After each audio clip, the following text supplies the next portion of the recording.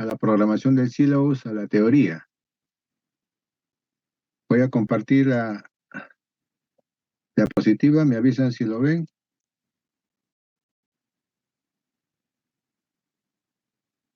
¿Sí lo ven? Sí se ve, doctor.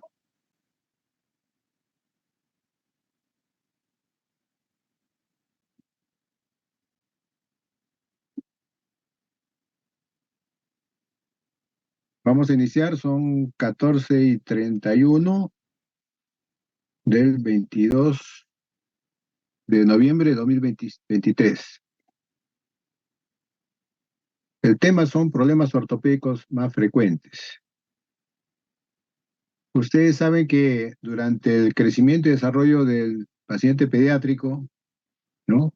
Se puede presentar aspectos ortopédicos que van a suscitar, digamos, muchas dudas en la familia, o de repente ves en el pediatra o el médico de atención primaria. Dudas en el sentido de que si son variantes de la normalidad o puede ser pues un problema patológico, ¿no? Que debe ser tratada, observada, ¿no? ¿Qué es lo que tiene que hacer en estos casos? ¿No? Vamos a enumerar las entidades que van a desencadenar pues el mayor número de consultas, ¿no? Al ortopedista en la práctica diaria. Estamos determinando cuáles son estos problemas ortopédicos más frecuentes: displasia congénita de cadera, pie aducto equinovaro, pie plano y escoliosis.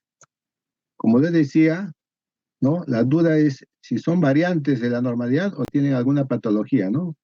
De manera que uno tiene que determinar si el tratamiento es conservador o en algunos casos quirúrgico. Empecemos con displasia congénita de cadera o displasia de desarrollo de cadera.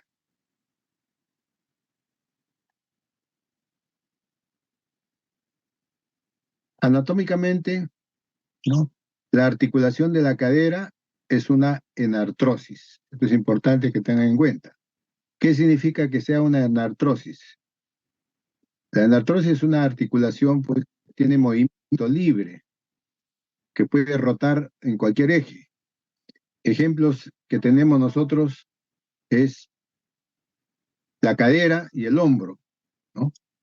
Estos van a determinar pues que la extremidad inferior, en el caso de la articulación de la cadera, exigen estabilidad y flexibilidad para que funcionen adecuadamente, ¿no? Entonces, la patología que se presenta en estos pacientes, ¿no? De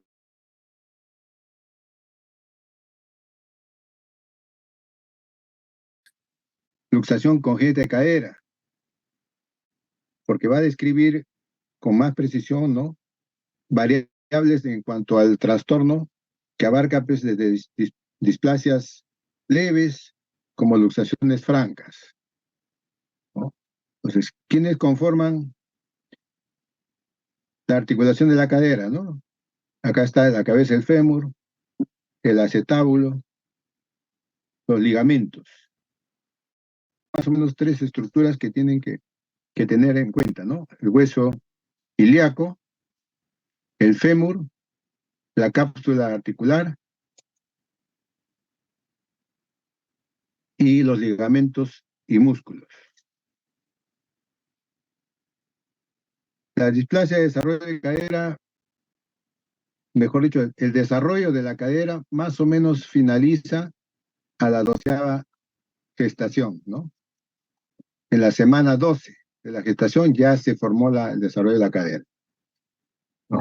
Conforme va avanzando en el tiempo, ¿no? Hay una relación pues entre los componentes de la articulación coxofemoral, ¿no? Que vuelvo a repetir que comprende pues el hueso ilíaco, el fémur, la cápsula los ligamentos y músculos. Entonces, en algún momento estas estructuras van a tener alteraciones anatómicas que pueden ser pues, leves, que pueden afectar pues, durante los periodos embrionario, durante el periodo fetal o el periodo infantil, ¿no? Puede ser secundario a causas intrínsecas o causas extrínsecas, ¿no? Que condicionan pues, que esta relación anormal de la cabeza femoral y del acetábulo se altere. Por eso que se entiende que es un proceso dinámico, ¿no? Que muchas veces se puede resolver espontáneamente y en general la cadera más o menos se estabiliza, ¿no? A los 2 meses de vida, ¿no? Esta patología pues puede ocurrir en cualquier momento, desde la concepción hasta la madurez esquelética, que comprende pues el proceso de la marcha. Desde el punto de vista epidemiológico, ¿no? La incidencia 2 a 3 por cada 1000 recién nacidos vivos. En algunas literaturas, ¿no? Puede ser de 4 hasta 14. Y siempre hay un antecedente familiar, un 10 a 20%. Es más frecuente en el sexo femenino, 80% se presentan estos pacientes, ¿no? Y la relación entre femenino y masculino 6 a 1. ¿Cuál es la cadera más afectada? La izquierda, 60%, ¿no? Pero puede ser en un 20% bilateral o puede afectarse, pues, la derecha, la cadera derecha. La etiología.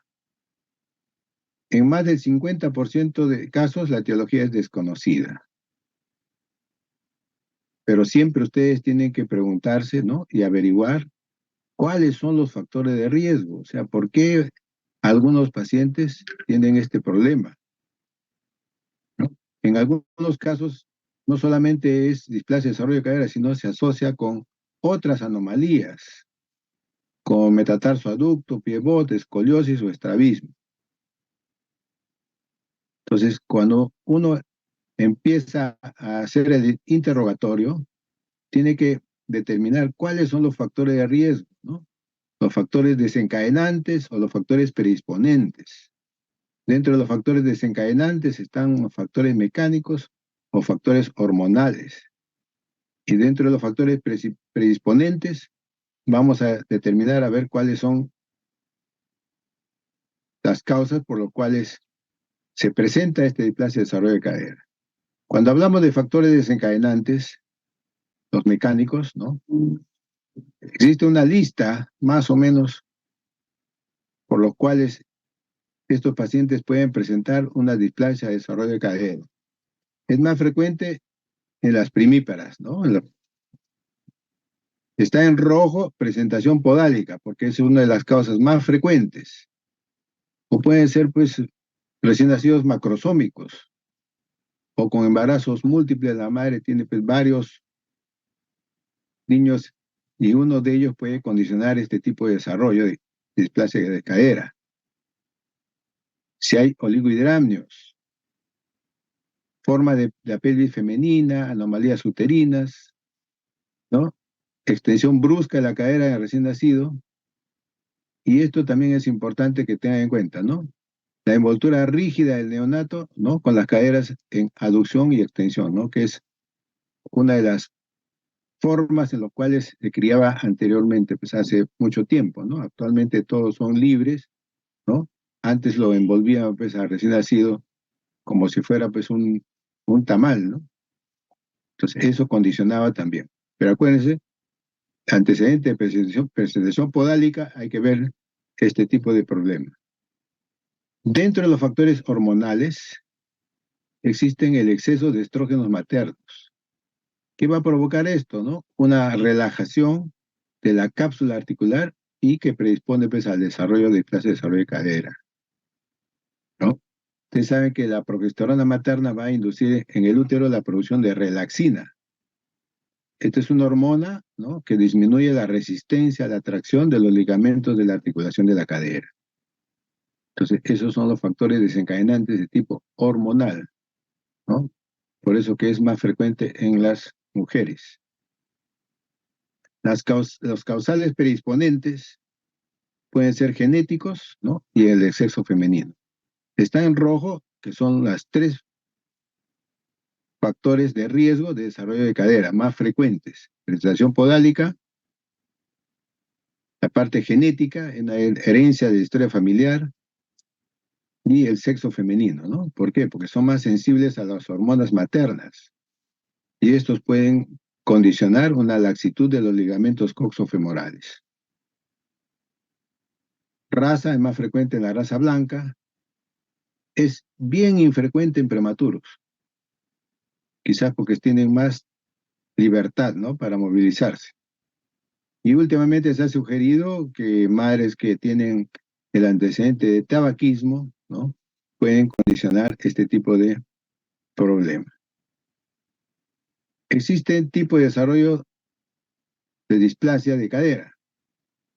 Está la displasia teratológica, la displasia del desarrollo de la cadera, propiamente dicho, la displasia infantil o del adolescente, ¿no? ¿Qué significa cada uno de estos, no? En la displasia teratológica, ¿no? Se produce en la fase embrionaria. Casi siempre son irreductibles y frecuentemente están asociados pues, a síndromes, ¿no? Asociados a otras patologías, ¿no? Como mielomenicocelia, artrogriposis, síndrome de Larsen, ¿no? Son generados en la fase embrionaria. La fase embrionaria se produce pues hasta la 9ª semana de gestación, la fase embrionaria. Después viene la fase fetal hasta el nacimiento. Lo otro es la displasia de desarrollo de cadera que se produce pues, en la vida perinatal, después del nacimiento, ¿no? Esto no suele asociarse pues, a otras patologías, ¿no? Y aquí tienen que determinar cuáles son los factores de riesgo asociados, los 3 más frecuentes que hemos visto anteriormente. La displasia infantil o del adolescente, ¿no? Que se produce pues, cuando existe una deformidad del fémur proximal o del acetábulo, pero la articulación está principalmente reducida. Ahora, ¿cuáles son las manifestaciones clínicas de la displasia de desarrollo de cadera? Va a depender de acuerdo a la edad del niño. Por ejemplo, ¿no? En el recién nacido, ¿qué cosa vamos a encontrar cuando uno examina la cadera? Signos de inestabilidad. Esto es importante que tengan en cuenta, ¿no? ¿Cuáles son esos signos de inestabilidad? Es de acuerdo a las maniobras de Barlow y Ortolani. Acuérdense que ese es un examen que se realiza a todo recién nacido. ¿Qué significa la maniobra de Barlow? Indica que la cadera está reducida, pero fácilmente es luxable. ¿Cómo se realiza esta maniobra? Hay que realizar una flexión de 90 grados, traccionando longitudinalmente hacia el posterior con una ligera aducción de la cadera, el signo de Barlow. El signo de Ortolani es el signo de certeza, ¿no? Se presenta generalmente pues, su hallazgo en la cadera femoral que está luxada, ¿no? Aquí ¿cómo se realiza esta maniobra? Abduciendo la cadera a la vez que se hace una presión sobre el trocánter mayor. Si la cadera está luxada, al reducirlo dentro del acetábulo provocará pues, un sonido que se llama clic. Por eso dice clic de cadera. Clic de cadera es el signo de Ortolani. Acuérdense ustedes, ¿no? En el recién nacido, las maniobras de Barlow y Ortolani.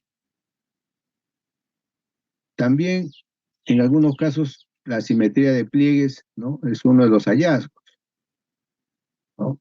Pero, sin embargo, la literatura dice que es un signo, pues, que no tiene mucho valor, pero que causa un numerable número de derivaciones al especialista, ¿no? Porque aproximadamente pues, el 30% de los niños sanos pueden presentar una simetría de pliegues en la zona perianal, ¿no? Como se observa acá en la figura, asimetría de pliegue, ¿no? Los pliegues glúteos, que son los que realmente generan más interconsultas, ¿no?, al especialista.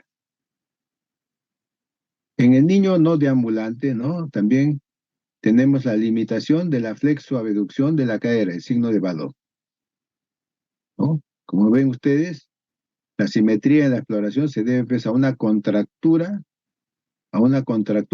¿no?, del músculo aductor de la cadera, que está con este problema de la displasia, ¿no? Si se observa pues una flexoabducción bilateral menor a 60 grados, se debe sospechar pues una displasia de cadera bilateral. En el niño deambulante, ¿cuál es el signo? El signo de Galeazzi, ¿no? Se observa pues acortamiento del muslo en los pacientes que tienen displasia de desarrollo de cadera, ¿no? Se coloca al niño con las caderas y rodillas flexionadas, ¿no? Y se va a observar pues una asimetría. En casos bilaterales, ¿no?, en algunos casos, si son de las dos caderas, a veces no hay asimetría, pero en este caso sí, hay una asimetría de las caderas y rodillas flexionadas. Ese es en el niño no deambulante. En el niño deambulante, ¿qué va a presentar? Cojera. ¿Por qué? Porque existe una claudicación de la articulación, ¿no? En algunos casos, ¿no?, reportan la literatura la marcha de pato, pues con hipolordosis, en casos de que sea bilateral la displasia, ¿no? Puede también haber limitación de la abducción o signo de Galeazzi. ¿Qué hacemos con estos pacientes que sospechamos, ¿no? Tenemos actualmente pues un examen que es ecografía de las caderas. La ecografía es una prueba pues barata, efectiva, no invasiva y no radiante, ¿no? Y nos permite pues diagnosticar este problema precozmente. En algunos países, ¿no?, la ecografía de cadera se realiza como un screening, ¿no? ¿En quiénes? En los pacientes lactantes de 4 a 3 meses, ¿no? Esto está indicado, por ejemplo, en países donde la incidencia de plazo de desarrollo de cadera es más frecuente, ¿no? Estamos hablando, por ejemplo, en Chile, Canadá, ¿no?, que es muy frecuente esta patología, ¿no? En esos casos, a todos los pacientes de 3 a 4 meses le hacen el screening, ¿no? Ecografía de caderas. Si pasa más de ese tiempo, ¿no?, tenemos radiografía de caderas, ¿no?, a partir de los 5 o 6 meses de edad. ¿Qué cosa vamos a ver en la radiografía de caderas? ¿No? La línea de Shenton, ¿no?, que traduce pues una falta de posición, ¿no?, del núcleo cefálico en el centro del cotilo, ¿no?, como en este caso, ¿no? Aquí está prácticamente la misma línea normal y en esta cadera, miren ustedes, este es el fémur, no va directamente, se desplaza, ¿no? Entonces, esa es la línea de Shenton. El otro es el ángulo acetibulador normal, ¿no?, que esta es una cadera normal y esta es una displasia, ¿no? Sabemos que al nacimiento, ¿no?, los valores del ángulo acetabular normal son de 30 grados, pero a partir de los primeros meses disminuye a 20 grados, ¿no? Los niños mayores, ¿no?, mayores de 4 meses, con ángulos superiores a 25 grados, ¿no?, nos van a indicar que tienen displasia de desarrollo de cadera. Acuérdense ustedes, ¿no? Si ustedes tienen alguna duda, ecografía al tercer o cuarto mes. Si lo ven al paciente, el control, sea a partir del quinto o sexto mes, ya radiografía de caderas. El tratamiento tiene que ser precoz. ¿Por qué? Porque así revierte la displasia en forma definitiva. Pero pongamos que sea tardío, ¿no? Los resultados a veces no son tan buenos, ¿no? En menores de 6 meses, colocar de frente el anés de Pavlik. De 6 a 18 meses generalmente se sugiere revisión quirúrgica cerrada. Posterior a los 18 meses se indica resección quirúrgica a cielo abierto. Entonces, eso es con respecto a la displasia de desarrollo de cadera.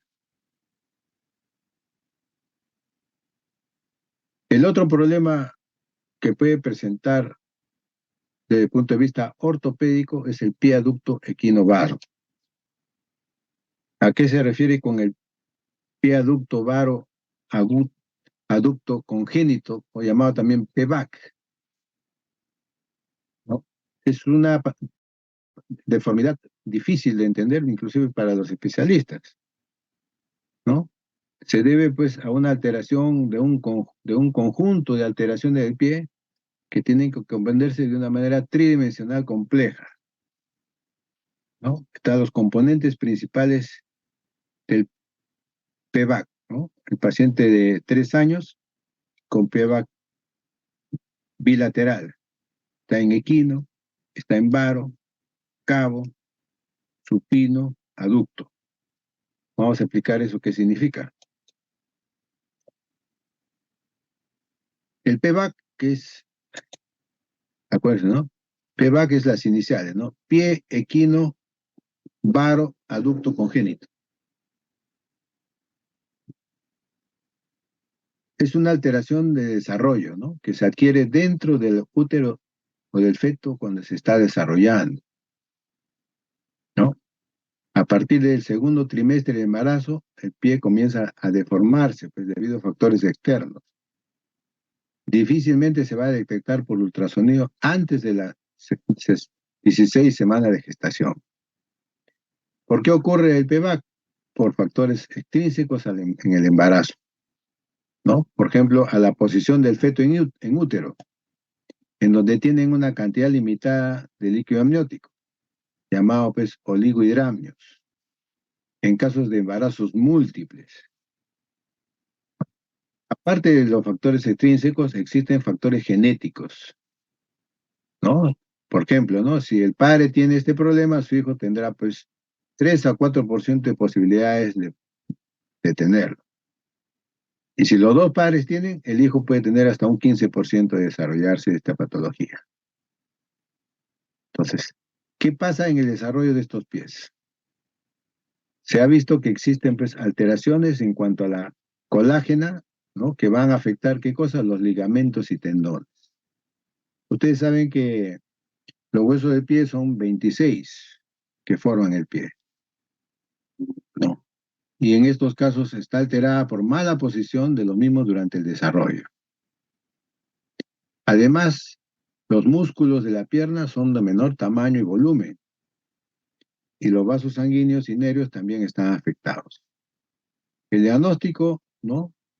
Se puede realizar desde el segundo trimestre de embarazo mediante una ultrasonografía de alta resolución, una ecografía, ¿no? De alta resolución. Sin embargo, pues, hasta el momento del nacimiento, cuando generalmente se detecta y se determina su severidad, ¿no? Su diagnóstico es exclusivamente clínico. ¿Cuál es el tratamiento de PVAC? Durante mucho tiempo se ha intentado pues, corregir estos problemas de los pies y han empleado muchos métodos que generalmente a veces no han dado pues, resultados favorables y en algunos casos son catastróficos, ¿no? Existe, sin embargo, pues, un método ideado por el doctor Ignacio Ponseti en la década de los 40, que reportan pues, una tasa de éxito hasta del 90%. ¿Cuál es este método, no? Tiene 3 fases. Primero hay una colocación de yesos correctivos seriados, ¿no? De 4 a 6 en promedio. En algunos casos también hay tenotopía del tendón de Aquiles o el uso, ¿no? De la barra de Dennis Brown, ¿no? En la fase de mantenimiento.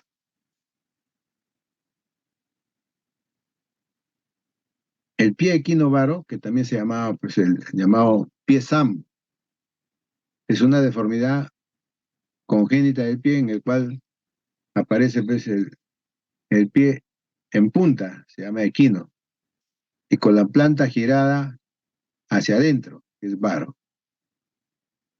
Su frecuencia es 1 por cada 1000 nacidos niños.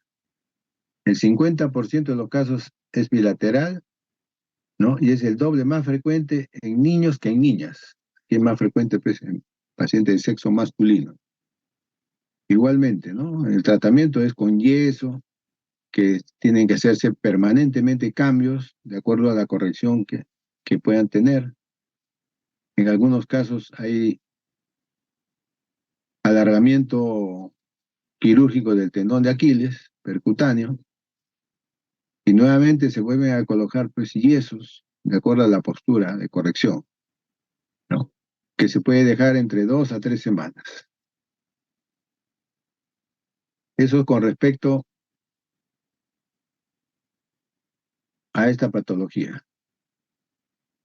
El otro problema también frecuente que se presenta es el famoso pie plano.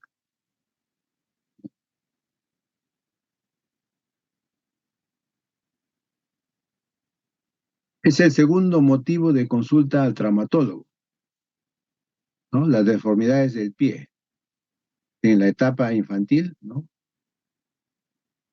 Tras el dolor musculoesquelético convirtiéndose pues, en la primera, junto con la alteración del patrón de la marcha en el grupo de edad escolar,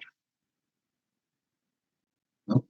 El pie plano pues es una, digamos, entidad, ¿no? Que los padres frecuentemente están preocupados, ¿no? Y consultan en atención primaria, ¿no? Van a consultar más por la deformidad y no por el tipo de marcha o por el dolor, ¿no? Entonces, si uno quiere definir el pie plano de una manera sencilla, ¿no? Se refiere pues a una disminución del arco plantar. Entonces, el pie pues es imprescindible para la marcha. Entonces, para que ustedes tengan un diagnóstico adecuado, tienen que conocer su anatomía y los mecanismos pues biomecánicos, ¿no? Como le decía, está constituido por 26 huesos y sus articulaciones correspondientes, y se dividen en 3 unidades funcionales: el retropié, el medio pie y el antepié, ¿no? Formado cada uno de ellos por estructuras óseas, ¿no? Que vamos a determinar en este dibujo. Aquí está el antepié, el medio pie y el retropié, donde están distribuidos los huesos, los ligamentos, ¿no? Las articulaciones que van a condicionar, digamos, algún tipo de patología, ¿no? Entonces, ¿qué pasa en el pie plano? En el pie plano hay desaparición o no hay formación del arco plantar.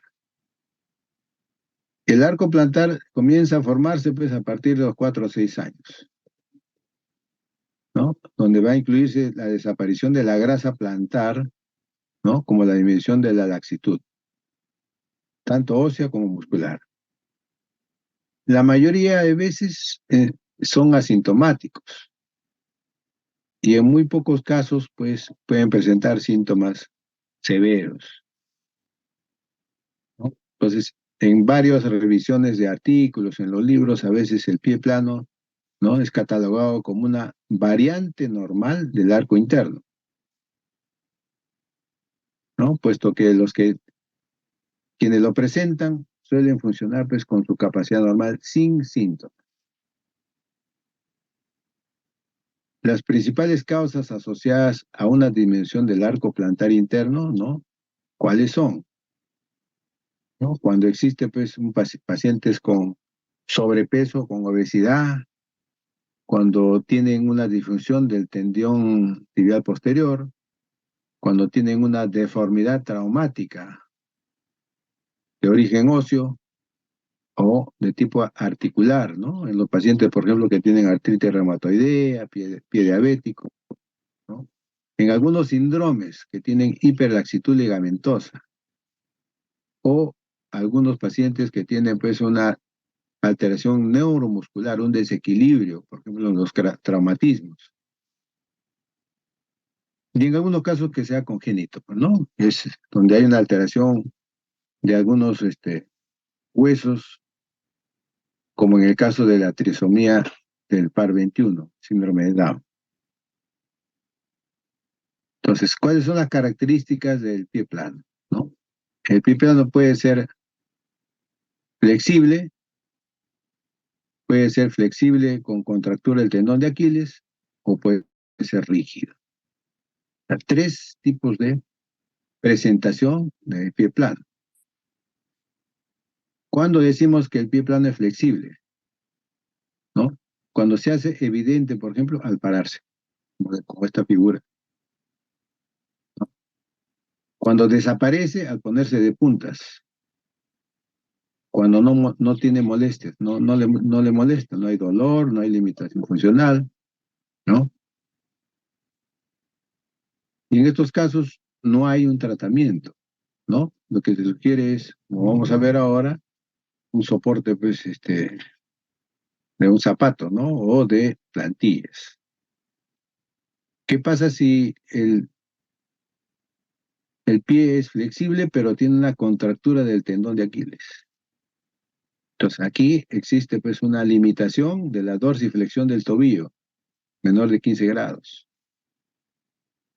Son pacientes que van a tener cansancio con la actividad física, practican deporte y se cansan, ¿no? Pueden tener dolor en la pantorrilla o el tobillo, ¿no? Y el calcáneo que está horizontal o un discreto pues equino, ¿no? Una desviación. Y existe en el pie plano rígido, ¿no? Que es poco móvil. Aquí tienen pues que determinar un examen radiográfico para darle un tratamiento, como vamos a ver ahora, ¿no? Para el pie plano rígido. Ahora, ¿cómo sabemos que un pie plano no es patológico? Esto es importante que tengan en cuenta. El pie debe ser, digamos, no hay dolor, indoloro. Debe ser funcional y flexible pues, en la exploración. Cuando uno examina el pie, ¿no? Flexión, extensión, lateral, izquierdo, lateral derecho, anterior y posterior, no puede ver dolor, ¿no? Ahí uno tiene que asegurarse de que el pie no está rígido, ¿no? Para eso, ¿qué tenemos que hacer? Una movilización pasiva. Tanto de quiénes, del retro como el medio y el antepié, los tres partes, ¿no? Que conforman, ¿no? Del retropié, del medio pie y del antepié. Debe ser, pues, la movilización completa, simétrica y no dolorosa, que es importante que tengan en cuenta. No hay dolor, ¿no? Igualmente, el tendón de Aquiles no debe estar tenso, pues, ¿no? Y debe pasar, pues, unos 15 grados de dorsiflexión pasiva. Entonces, también es importante que uno tiene que hacer caminar pues, de puntillas y talones. Al caminar de puntillas observaremos cómo se forma pues, el arco plantar. De manera que cuando uno tiene pues, un paciente que consulta por este tipo de problemas, ¿no? Puede hacerle pues, un estudio del podograma o con el podoscopio, ¿no? Que se llama el estudio de la huella plantar, ¿no? Como este caso, ¿no? La figura A dice que es pie plano, la B, pie normal, la C, pie cabo. El pie plano puede tener diferentes grados, ¿no? De acuerdo al podoscopio o al podograma, como le dicen, ¿no? ¿No? Primer grado, miren ustedes acá, falta esta señalización, el arco plantar. Segundo grado, tercer grado, no hay, pues aquí no hay arco plantar. Acá en el cuarto grado, tampoco. Este es un pie normal. ¿no? Donde se forma pues, el arco plantar, no se evidencia. Ahora, ¿qué hacemos con el paciente que tiene un pie plano flexible? El tratamiento es conservador, ¿no? Debemos observar si no hay molestias, ¿no? Controlar si es sintomático, ¿no? Hay que controlar, pues en algunos casos hay que vigilar el peso del paciente, ¿no? Si es un paciente que está obeso o con sobrepeso, puede determinar que tenga algún tipo de molestias. Y se aconseja ejercicios sencillos, ¿no? Como está en la figura, ¿no? Caminar de puntillas o de talones, recoger algunas veces cosas con los dedos de los pies, ¿no? Caminar por terrenos naturales, ¿no? Como arena, césped, ¿no? Diferentes tipos de estructuras. Y en algunos casos, pues, recomendar el uso de un calzado adecuado. Calzado adecuado tiene que ser no ortopédico, ¿ah? Que tenga pues un contrafuerte que mantenga el talón bien sujeto y una suela que sea flexible, que no comprima pues excesivamente el antepié, ¿no? El calzado que le llamamos fisiológico debe dejar libre las articulaciones del tobillo y de los dedos y debe mantener pues el talón vertical, ¿no? Evitando la desviación en valgo. Por eso que cuando uno dice, ¿no? ¿Qué condiciones debe tener el calzado? Ideal, ¿no? Debe ser amplio, flexible, talón bajo, liviano, ventilado y buena adherencia. La pregunta también es, ¿en qué momento uno recomienda pues el uso de calzado, ¿no? Porque las mamás a veces traen a los lactantes que tienen 6, 7 meses y ya están con sus zapatitos, ¿no? Se supone que el lactante empieza a caminar a partir de los 9, 10 meses. Entonces, la recomendación es, ¿no? La mayoría de veces recomienda pues el uso del zapato a partir del año, porque es el promedio más o menos en los cuales se desarrolla, pues, empiezan a caminar, digamos, los lactantes, ¿no? Si es que uno va a sospechar que tiene pie plano, el tratamiento, como le decía, si es flexible, el tratamiento es conservador. Ejercicios, estos ejercicios, ¿no? Que es importante que tengan en cuenta. Si hay molestias, ¿no? ¿No? El uso de plantillas, ¿no? El uso de plantillas que también es, ¿no? Si la persona, sobre todo, después de realizar deporte, ¿no? En algunos casos, pues, ¿no? Practican deporte, ¿no? ¿No? Y pueden tener algún tipo de molestias. En estos casos es necesario el uso de plantillas, ¿no? Para lograr, pues, un control más adecuado de la forma del pie. Ahora, es muy importante señalar que la utilidad de las plantillas es para corregir el pie mientras esté siendo usada, ¿ah? ¿No? Mientras se usa la plantilla, está cumpliendo su función, ¿no? Pero estas recomendaciones también es importante que tengan en cuenta. Los ejercicios.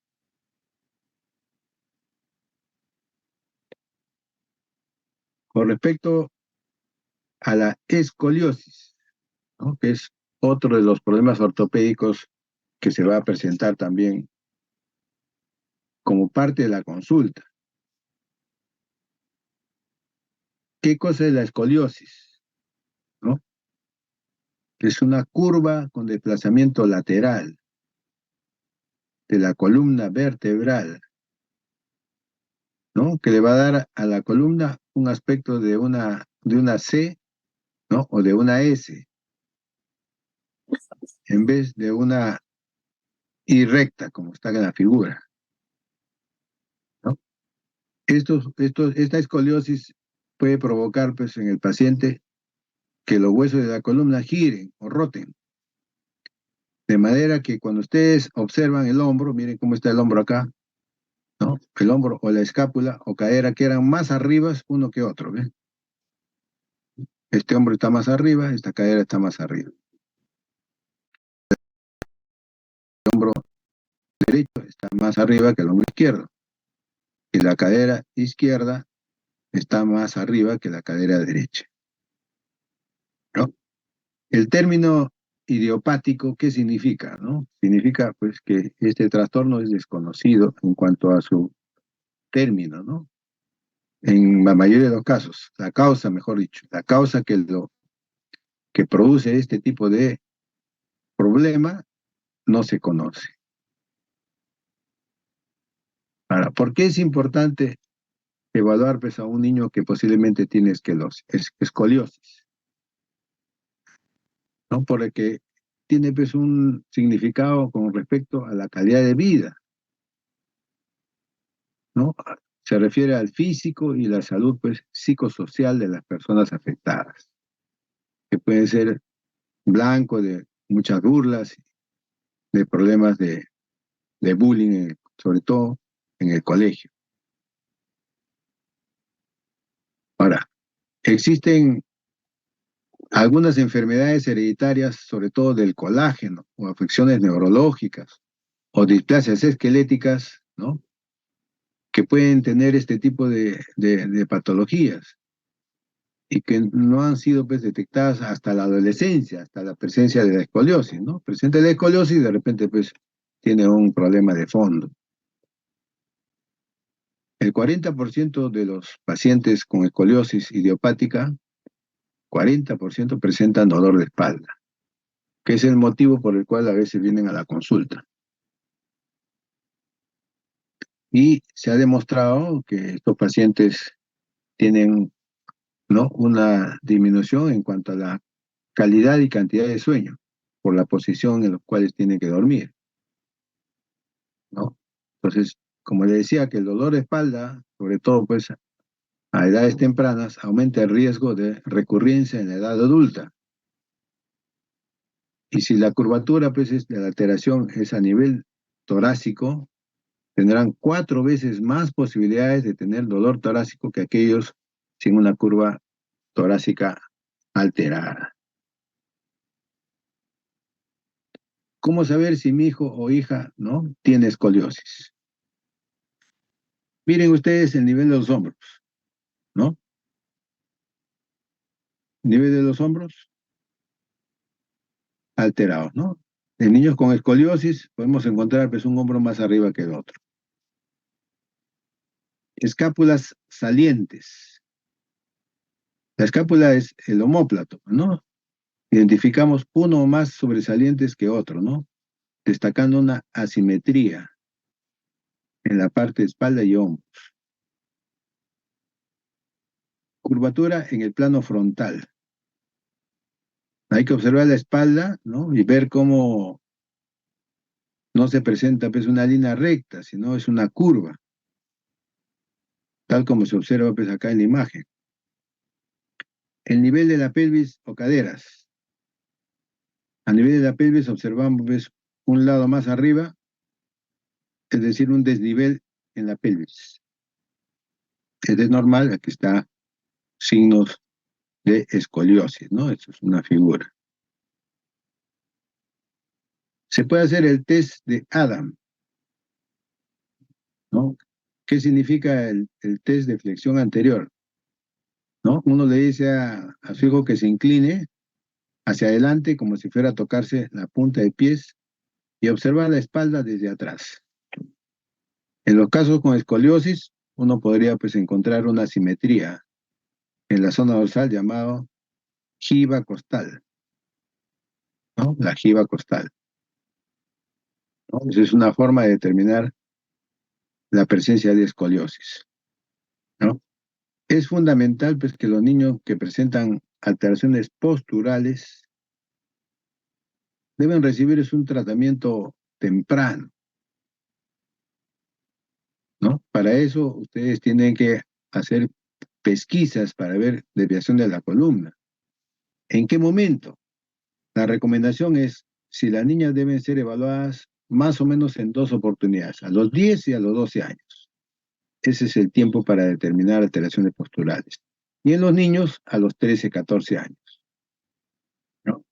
Como dice acá, es frecuente hacer el test de Adams, ¿no? Que determina pues una esclerosis idiopática del adolescente.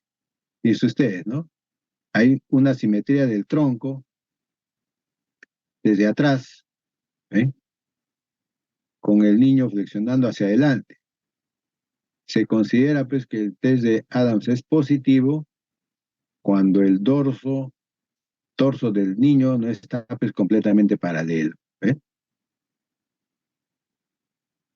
Sino que presenta lo que llamamos una jiba a nivel dorsal o deformidad pues lumbar. ¿Qué hacemos con estos pacientes? Desde el punto de vista clínico, tenemos que tomar una radiografía, una teleradiografía posterior de columna vertebral. Una radiografía simple para confirmar pues, la presencia o no de escoliosis, ¿no? Mayor del 10% y si hay rotación, ¿no? En algunos casos está aquí el ángulo de Cobb, ¿no? El ángulo de Cobb, que en la figura, ven ustedes acá, este ángulo, ¿no? Se medirá pues del platillo superior de la vértebra, ¿no? Con el límite superior del platillo inferior de la vértebra, ¿no? Este tiene una curva, un ángulo, el ángulo de Cobb. ¿Para qué sirve eso, no? Pues vamos a determinar cuál es el tratamiento. El otro es también el estado madurativo. O sea, uno evalúa el ángulo de Cobb y el otro evalúa el estado madurativo, ¿no? Ese es el cartílago triradiado abierto, fémur, ilion, isquion, ¿no? De acuerdo a eso, van a determinar ustedes el crecimiento, ¿no? De acuerdo a la observación radiográfica. Uno pide, ¿qué tiene que pedir? Teleradiografía posterior de columna vertebral y estado madurativo, ¿no? Esa es la solicitud, ¿no? Eso viene con el informe que viene del radiólogo y de acuerdo a eso van a determinar, ¿no? La escoliosis idiopática del adolescente de acuerdo a la valoración, ¿no? Del ángulo de Cobb y de la madurez, van a determinar cuál es el tratamiento, ¿no? En algunos casos seguimiento cada 4 a 6 meses, seguimiento más continuo, utilizar en algunos casos corsé, ¿no? Seguimiento pues anual y en algunos casos tratamiento quirúrgico. En el caso del paciente maduro, pues aquí tenemos pues, este es el paciente que tiene fusión y artrodesis definitiva. La fusión se realiza desde el punto de vista quirúrgico, ¿no? Aplicación con tornillos, que es tornillos pediculares, ¿no? Que es el gol estándar, ¿no? En algunos casos se utiliza ganchos o bandas sublaminares, ¿no? Ese es en el caso pues, de que sea mayor del 50% la presencia del ángulo, ¿no? Entonces, ¿qué hacemos con estos pacientes, no? Una vez que hacemos la evaluación clínica, pedimos la radiografía y después de eso el tratamiento, ¿no? Creo que con eso hemos revisado, ¿no? Las patologías ortopédicas más frecuentes en la consulta de atención primaria o del especialista. Entonces, finalmente lo que tengo que recalcar es que durante el crecimiento y desarrollo, uno tiene que evaluar este tipo de problemas, ¿no? Entendiendo como crecimiento, ¿no? En cuanto a controles de peso, talla, perímetro cefálico, ¿no? Y desarrollo con respecto a las habilidades, ¿no? A los hitos de desarrollo, las habilidades que puedan tener, ¿no? desde el punto de vista del desarrollo. Y esto puede, en algunos casos, pues, condicionar ciertos problemas, digamos, de evaluación, tanto de los padres, que son los que consultan al final, y también del médico que va a hacer el control de crecimiento y desarrollo, que tiene que evaluar, pues, ¿no? Cuáles son los problemas frecuentes, desde recién nacido hasta el lactante, preescolar y escolar, ¿no? ¿Alguna pregunta? Tenemos todavía unos 10 minutos.